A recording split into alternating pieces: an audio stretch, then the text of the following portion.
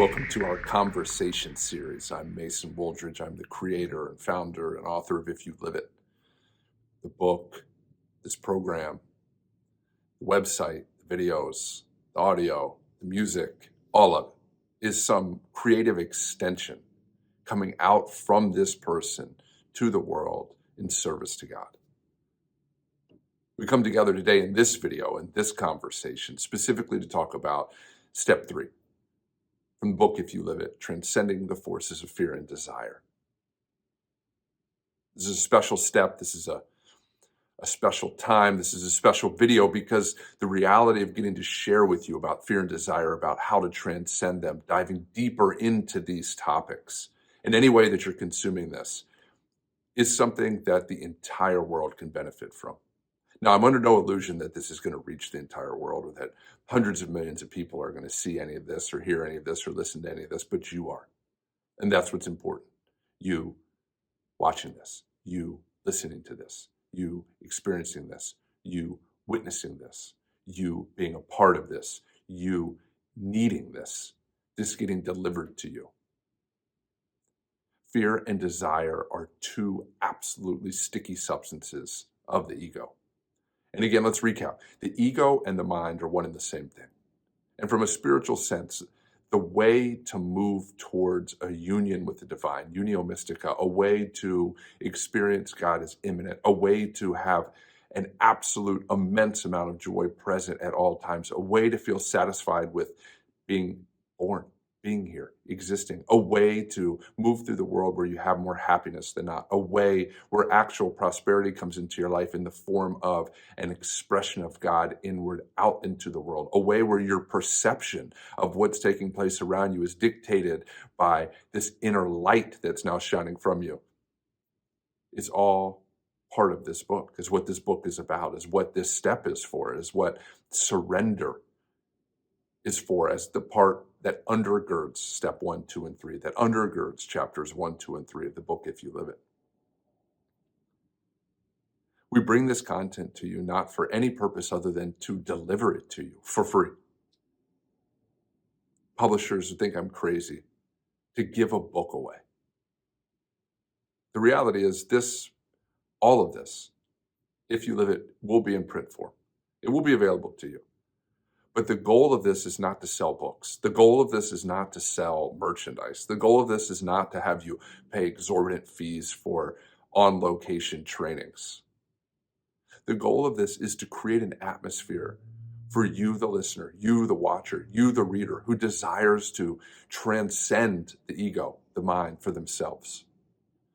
To use this as a pathway to bringing joy and happiness into your life. To use this as a pathway to enlightenment, if you so choose, to attempt that immense but wonderful approach and adventure towards God in this life. It's all designed, it's all being facilitated, it's all being presented, it's all being provided as a virtual sponsor, as a way for you to work these steps, as a way for you to go through this program, as a way for you to prepare for online meetings, as a way for you to change your life. If you are looking for something this year, right now, today, that could change your entire life forever, you found it. And that's not hyperbole. All of this centers around my experience in this lifetime finding God, immanent. Reaching levels of truth that you too have the opportunity to embody. Transcending the mind as a reality, where it's no longer what governs all your waking time. To let go of all attachments and aversions to worry and fear and shame and guilt and desire. And that brings us back to this particular conversation, diving deeper into chapter 3, transcending the forces of fear and desire. As we move past this step, as we move past this chapter, we move now into the realm of the 12 steps, where it's about creating a fearless and moral inventory. That comes next. We move into the world of forgiveness. We move out of a place where we're practicing surrender into a world where we're learning how to practice forgiveness and apply that into our life. And the two keys to finding more joy and more hope and more happiness and more satisfaction and more sunlight are surrender and forgiveness. So with step 3, what we have done, we have come from admitting we have this problem, which is being attached to the mind, run by it, governed by it, to secondarily admitting in step 2 that nothing we have done up until this point has relieved us of this suffering, nor do we have the power to transcend the mind in and of ourselves, to transcend our belief systems, our opinions, our righteous anger, our fears, our desires, our apathy, grief, guilt, shame when they arise. What don't we have the power to do? To honestly, in the moment, snap our finger and know we're not these things. No, we're not our feelings, our emotions, our thoughts. Into step 3, which we're here now talking about, chapter 3 of If You Live It, the book, Transcending the Forces of Fear and Desire, asking God to do that for us. Surrendering over the ego, surrendering over the mind to a will and a power greater than that which we possess currently. And that's the 3-step surrender process. Seeing the problem, admitting it. Realizing we don't have the power, admitting it. Asking for help, surrendering our will over for a will greater than ours. It is a beautiful, beautiful process. And if anybody in the world says, I keep hearing this surrender, let go, how do you do it? And you want an actual mechanism, there it is. See it, admit it, realize it, surrender it, let go of it. Ask something greater to come in and remove it. Now, when we talk about how do we move into a world where our life is transformed forever, then we get to move into forgiveness, where we have to forgive the world and everything and everyone, including ourselves and God, and all the ways that we've been wronged all the time, everywhere, no matter what, constantly around the clock.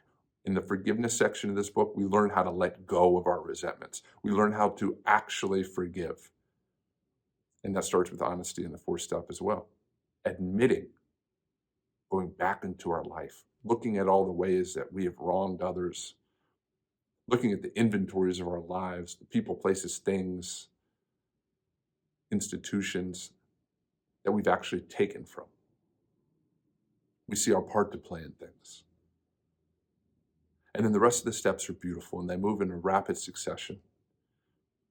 The 4th step is quite literally where most people stop this program, out of fear that the ego brings about, that what they're going to see is worth hiding from still. That there's no possible way that this is actually working. There's no way that actually investigating my life will bring me to a place where I have more proximity to God, more proximity to love, where my life is being transformed. It's funny though. You'll see that the mind will legitimately try to convince you that something isn't working, when in fact, why would the mind have to convince that unless it was working? Why would the mind stop you from doing something of benefit to you? Ponder on that. Because its mechanism isn't to deliver you to God on an outward facial expression on its face, but as a pathway. It's part of this perfection of how we can use the 12 steps to embrace a life far greater than you have any idea is even possible now. You don't need religion. You don't even need to use the word God. You don't need anything other than radical honesty, truth abounding. And if you're going to be no other time in your life, choose to be truthful. Choose in this journey. Choose through these steps. Choose through this pathway.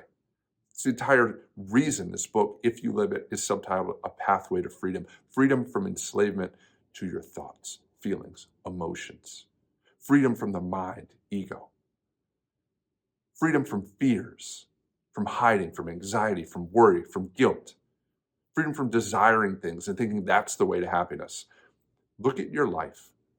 What amount of desiring has done anything for you to produce happiness? Lasting joy, satisfaction.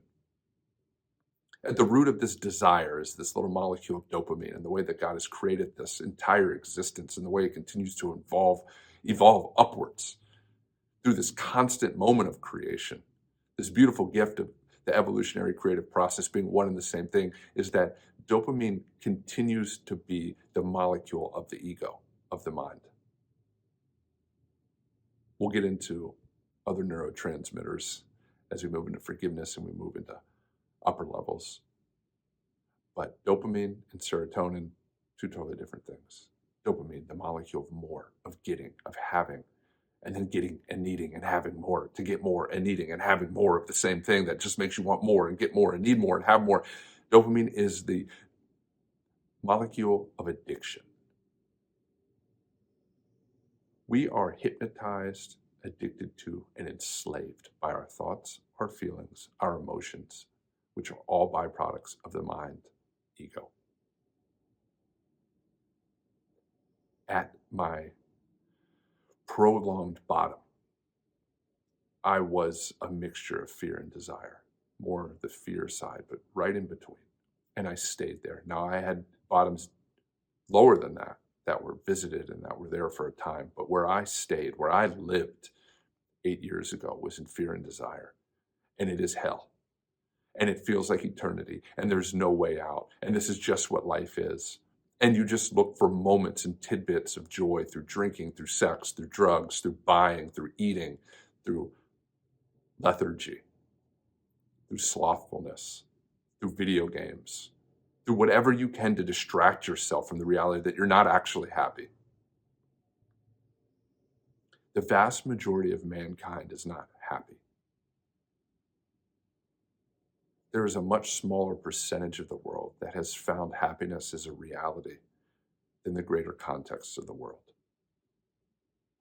Fear is one of these things that advertising agencies, political groups and people, social media uses to propel you into watching more, buying more, voting more, how they want you to.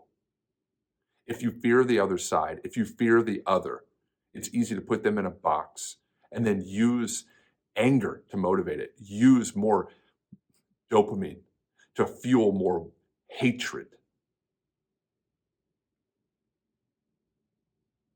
In the reality of God present in your life, if you are so fortunate to pursue that, set your intent on that, witness that, experience that, observe that, there's no fear.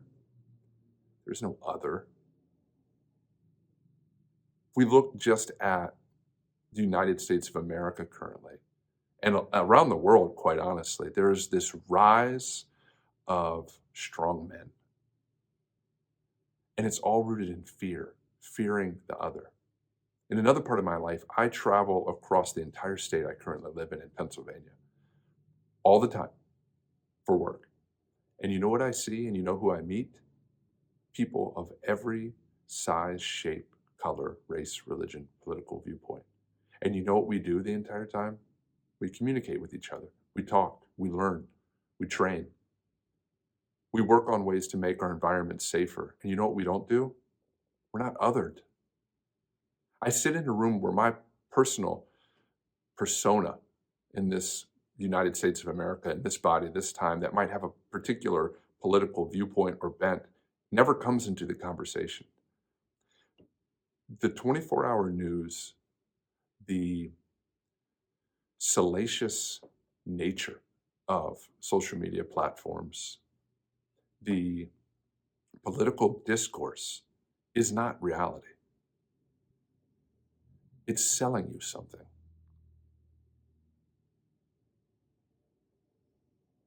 Here, we're not selling you anything. That's why this is free. In all these different forms. On ifyouliveit.com, the website, we have all of these chapters posting once a week, free to you. On YouTube, we create these videos where we read the chapter to you, free to you, where we talk about the chapter in this form, free to you, where these go up as podcasts, free to you.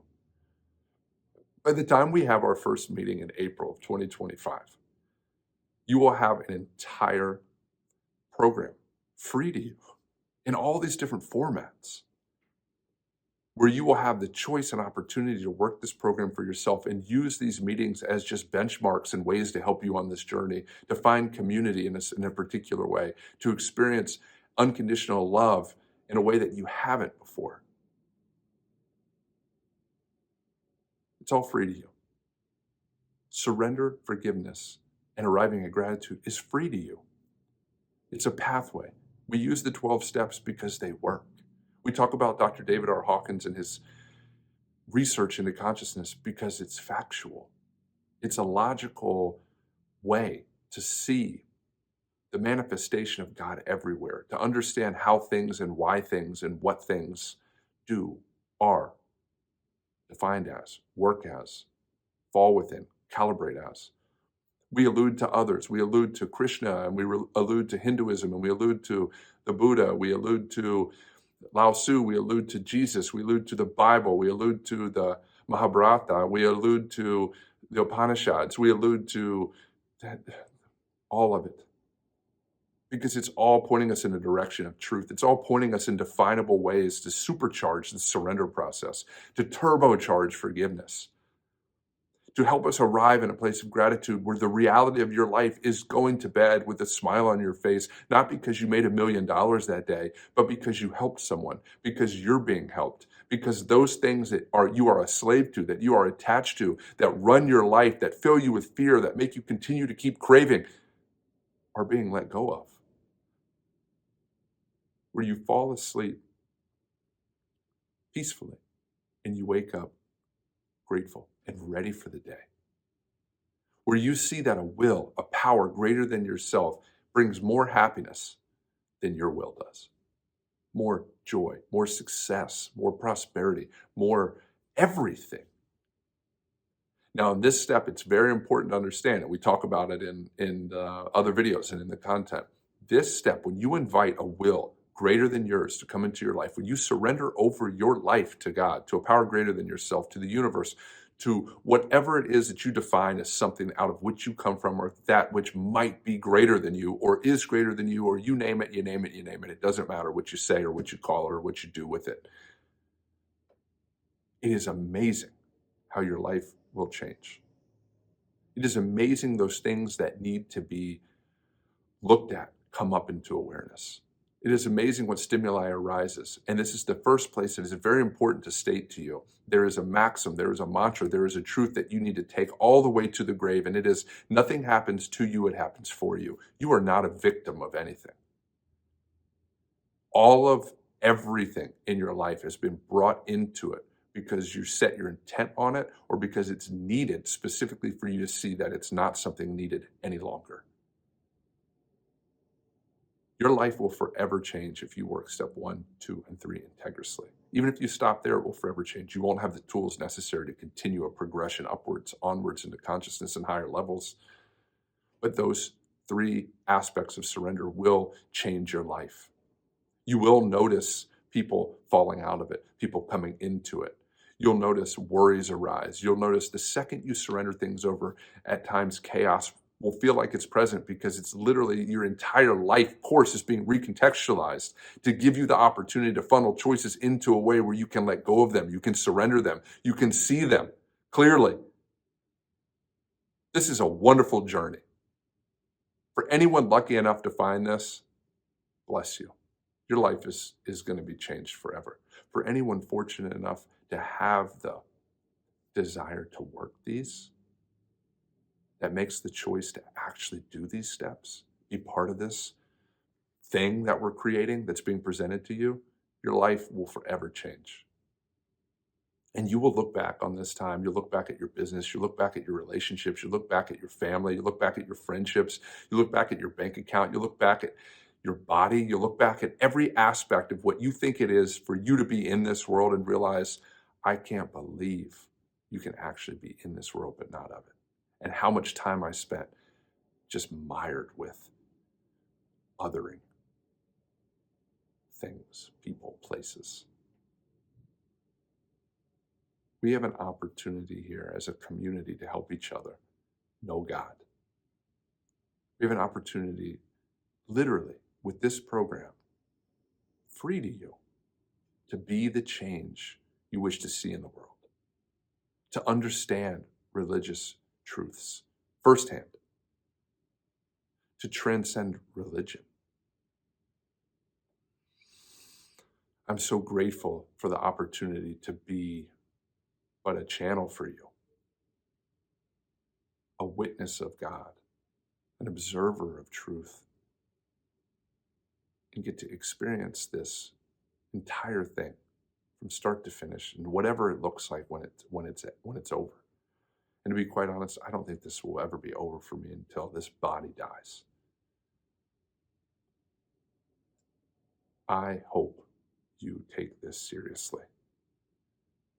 You take the opportunity seriously to transcend your ego, your mind, to know God, to connect with Jesus, to see Krishna as brother, to see the Buddha as truthful, to see Lao Tzu as life-changing, to see these 12 steps as a gift that were given to this world, and to see if you live it as something that you can build into and make your own. And once you've worked through these steps, start your own meetings.